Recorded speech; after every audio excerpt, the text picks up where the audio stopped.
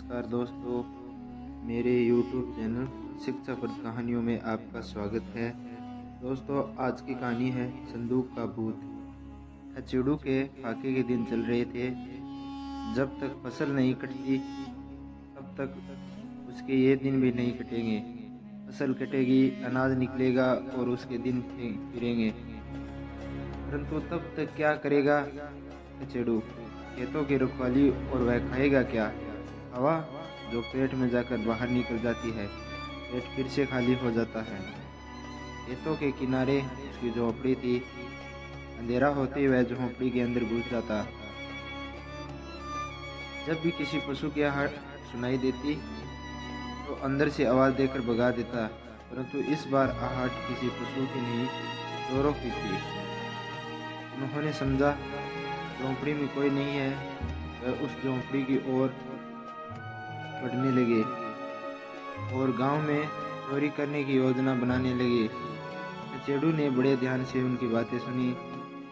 वह सोचने लगा, जब कोई काम नहीं तब तक यह काम बुरा नहीं है।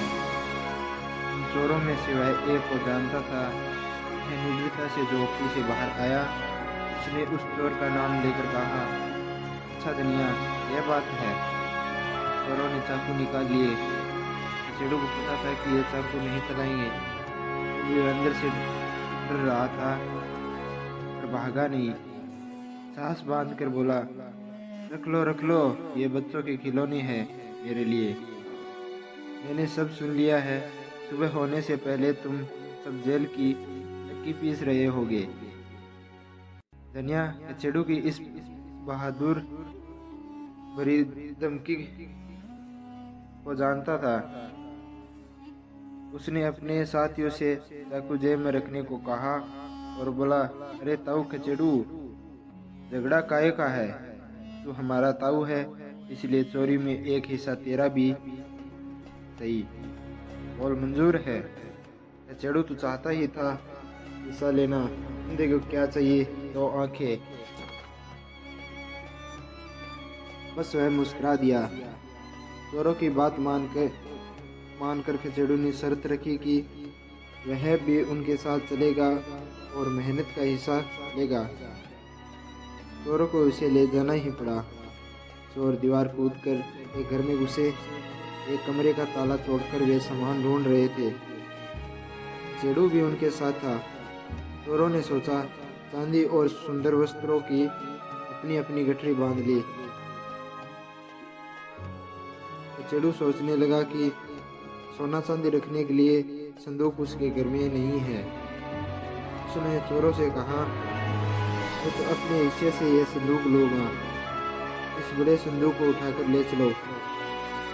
चोर आश्चर्य से उसकी ओर देखने लगे। दुनिया ने चोरों से कहा, भाइयों, उसकी बात नहीं मानी तो सारा माल हाथ से जाता रहेगा।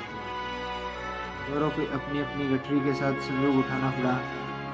इसी तरह वे संदूक को गांव से बाहर तक लाए। अब कुत्तों ने उसका पीछा करना शुरू किया। कुत्ते संदूक को देखकर लगातार भौंक रहे थे। चोर खेतों में से होकर भागे जा रहे थे। कुत्तों की आवाज़ सुनकर गांव वाले जाग गए। अब तो चोरों की मुसीबत आ गई। खचेड़ू लगातार कहे जा रहा था, यदि तुम मेरा संदूक छोड़कर भागे तो मैं तुम्हारी पोल खोल दूंगा। चोर अपनी गठरी की दम और खचेड़ू के संदूक की चिंता अधिक कर रहे थे। भागते भागते वे एक वृक्ष के नीचे आ गए। यह एक वट वृक्ष था। इसकी शाखाएं बहुत फैली हुई थी और चोर थककर चूर हो गए थे। संदूक के बिना ही भी उनसे नहीं भागा जा रहा था। गांव के लोग लाठियां और टॉर्च लेकर उन्हें खेतों में ढूंढ रहे थे। खचेड़ू उनके सामने दीवार बनकर खड़ा था। धनिया ने सलाह दी, भागना कठिन है, हम इस वृक्ष पर चढ़ जाते हैं। जब गांव वाले चले जाएंगे तब उतरकर अपने घर भाग देंगे। सबने धनिया की बात मानी, पर समस्या थी खचेड़ू का संदूक। खचेड़ू का संदूक देखकर गांव वालों को चोरों का पता चल जाएगा। चोरों को अपने साथ संदूक भी पेड़ पर चढ़ाना पड़ा। गांव वालों की टॉर्चें उसी ओर आ रही थी। चारों चोर वट वृक्ष की डालियों में छिपकर बैठ गए।